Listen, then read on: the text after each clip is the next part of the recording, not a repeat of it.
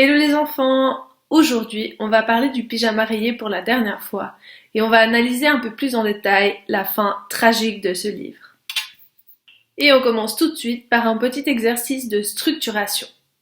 Peux-tu trouver le maximum de synonymes du mot tragique? Pour rappel, un synonyme est un mot qui veut dire la même chose et qui a la même catégorie grammaticale qu'un autre mot. Par exemple, content est un synonyme de heureux.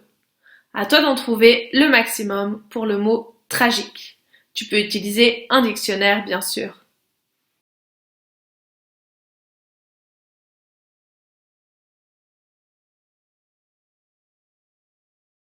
Les devoirs de la semaine passée consistaient à répondre à 3 questions.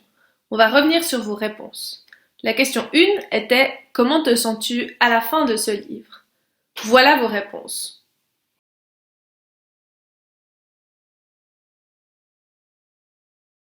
La majorité d'entre vous s'est sentie triste à la fin de cette lecture, et certains ont été surpris car ils ne s'attendaient pas du tout à cette fin.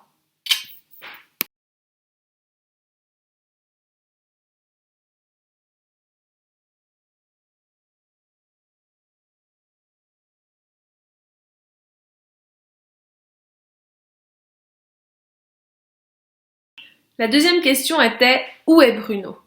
Vous aurez tous compris que Bruno est mort.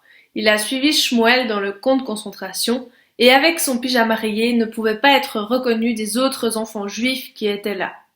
Quand l'orage éclate, Bruno pense que les soldats les mettent à l'abri de la pluie. Mais en fait, pas du tout.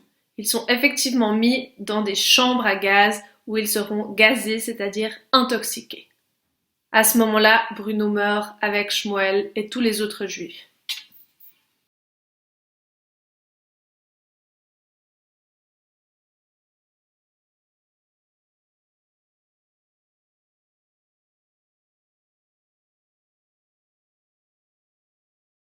Pour la troisième question, je vous demandais si vous conseilleriez ce livre à un de vos amis.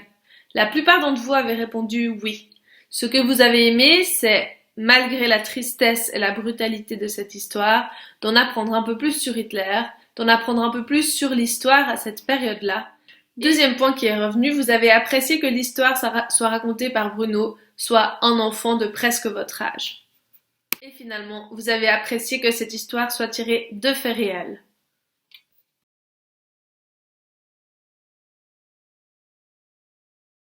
Si tu as encore des questions de compréhension par rapport à la fin de ce livre, n'hésite pas à m'écrire pour me les poser.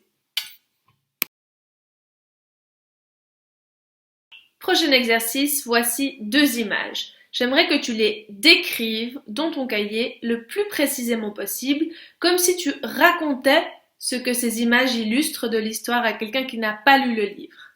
Fais un texte au présent et envoie-moi le résultat.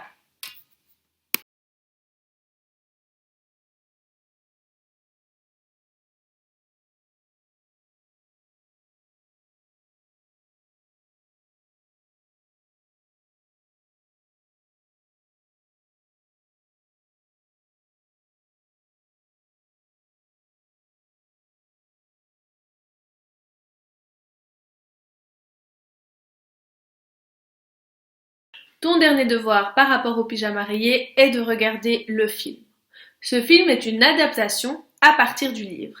Cela veut dire qu'il suit la même histoire, mais il peut y avoir des détails ou des choses qui changent. J'aimerais que tu trouves 5 différences dans ce film par rapport au livre, c'est-à-dire des choses qui ont été interprétées, faites différemment.